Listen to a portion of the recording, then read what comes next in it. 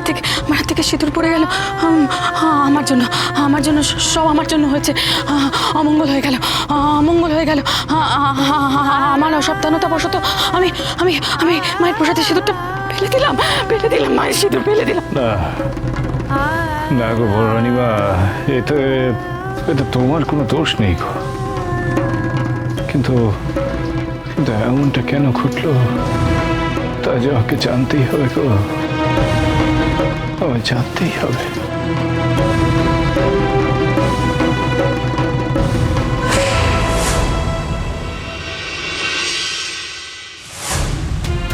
মারে, আমার মোটেও ভালো লাগছে না রে মা। কেন এমনটা হলো রে? আমার মনটা বড় উচ্চাটন হয়ে আছে রে মা, বড় উচ্চাটন হয়ে আছে। তোর প্রসাদে সিঁদুর রাজবাড়ির সিংহাসন অব্দি কেন পৌঁছতে পারলো না রে মা? পৌঁছানোর আগেই সেই সিঁদুর কেন মাটিতে লুটিয়ে পড়লো রে? আমার মোটেও ভালো ঠেকছে না রে। কেন এমনটা হলো মা, কেন এমনটা হলো রে? তারা তারা তারা তারা মারে বাবা। ও মা, পেন নাম গো মা, পেন নাম গো। বাবা তুই শান্ত হ, শান্ত হ। তুই এত অস্থির হয়ে রয়েছিস কেন? আমি যে এসবের কোনো উত্তর খুঁজে পাচ্ছি না রে মা। বাবা, তারাপীঠের বুকে এক মহা সংকট ঘনিয়ে আসতে চলেছে। সংকট? কি সংকট মা? হ্যাঁ রে, এই তারাপীঠের যে মহাশত্রু সে তোর উপর, এই তারাপীঠের ওপর আর রাজবাড়ির উপর মরণ কামড় বসাতে চলেছে।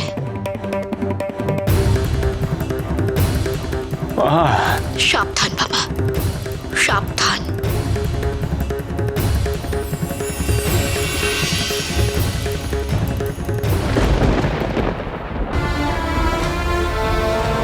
তারাপীঠের চিরশত্রু কার কথা ভুলে গেল বড়ুয়া? অঘোরেশ্বর।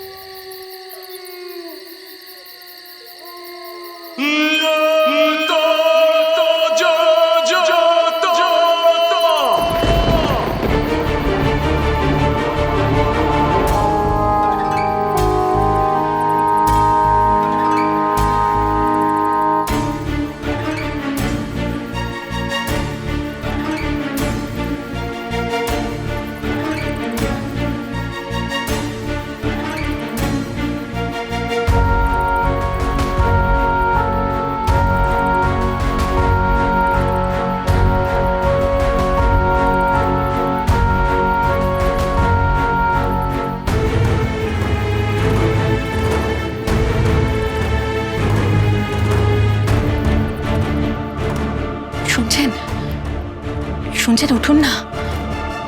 কি হলো শুনছেন? উঠুন না।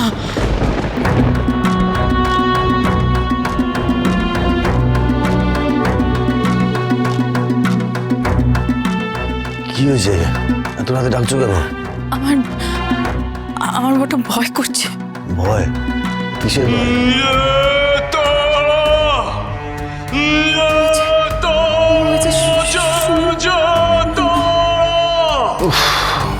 মাধবী, ও তো ঠাকুরের গলা, নতুন করে কি শুনবো? ঠাকুরের গলায় মায়ের ধ্বনি শুনলে আমরা অভয় পাই, আশ্বস্ত হতে পারি যে আমাদের কোনো বিপদ স্পর্শ করতে পারবে না।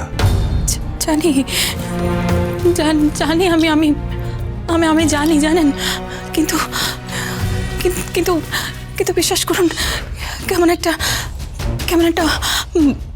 বুকের মধ্যে অজানা ভয় ভয় ভয় করছে।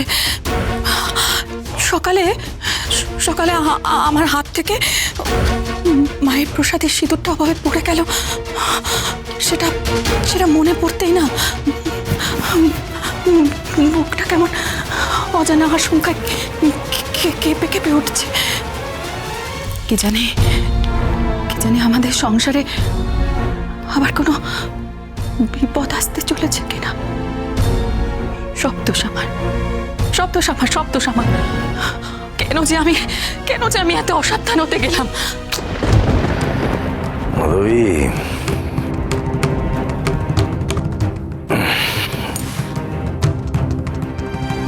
শুধু শুধু নিজেকে দোষারোপ করো না। এত চিন্তা করছো কেন? কি জানি গো, জানি না, কিন্তু বিশ্বাস করো আমার মনটা না কেমন কেউ ডাকছে যেন। খালি মনে হচ্ছে আমার জন্য সংসারে কোনো অমঙ্গল হবে না তো। দেখো মাধবী, যদি কোনো অমঙ্গলের আশঙ্কা থাকে তার প্রতিকারও থাকবে। তাই যেন হয়, তাই যেন হয় গো, তাই যেন হয়।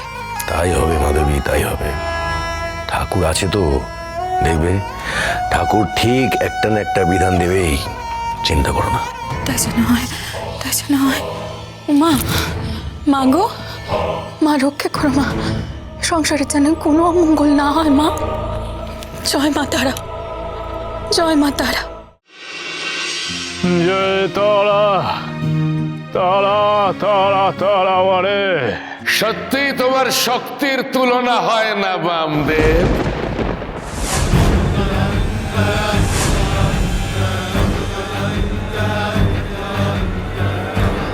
হাজারবার চেষ্টা করেও আমি তোমাকে নিধন করতে পারিনি।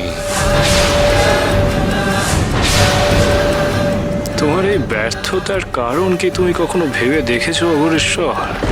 হ্যাঁ, যদি তুমি তোমার এই ব্যর্থতার কারণ বুঝে উঠতে পারতে তাহলে যে তুমি অন্য মানুষে পরিবর্তিত হতে গো। কিন্তু এতদিনেও তোমার সে পরিবর্তন ঘটলো না। একই কথা যদি আমি তোমায় বলি বামদেব, তুমি নিজেকে পরিবর্তন করো, তুমি আমার মতো হও, আমার মতো, পারবে তুমি বামদেব? পারবে না, কখনোই না। তাই তো আমিও পারবো না। তোমার আর আমার মধ্যে পার্থক্য কোথায়? তুমি যেমন সিদ্ধি লাভ করে প্রভূত ক্ষমতার অধিকারী হয়েছ, তেমনি আমিও শয়তানের উপাসনা করে শক্তি লাভ করেছি। সাধক তো আমরা দুজনেই, তাই না বামদেব? তাহলে আমাদের দুজনের মধ্যে এত তফাৎ কেন? কেন কেন তুমি মায়ের দুয়ারে পা দিতে পারো, আমি পারি না কেন? কেন তুমি মা তারার কৃপা পেতে পারো আর আমি পারি না কেন? কেন কেন? তফাৎ আমাদের উদ্দেশ্যে, তফাৎ আমাদের আদর্শে। অঘোরেশ্বর, আমি সবসময় মানুষের পাশে থেকে মানুষের মঙ্গল করবার চেষ্টা করি, তাদের ভালো করবার চেষ্টা করি। মা তারার আদেশে আমি মানুষের পাশে দাঁড়ানোর চেষ্টা করি, আর তুমি ওই শয়তানের আদেশে মানুষের ক্ষতি করবার চেষ্টা করো অঘোরেশ্বর। তুমি এই মহাপীঠ তারাপীঠকে নিজের পদানত করে রাখতে চাও অঘোরেশ্বর। তুমি মানুষকে ভয় দেখিয়ে নিজের স্বার্থ সিদ্ধি করতে চাও অঘোরেশ্বর। এটাই হলো আমাদের তফাৎ, এটাই হলো আমাদের পার্থক্য।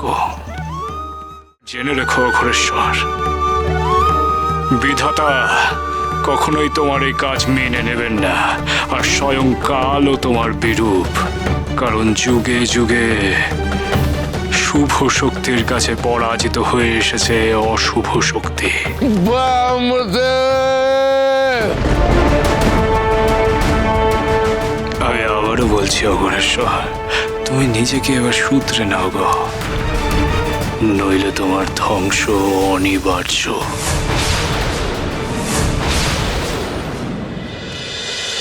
মহাপীঠ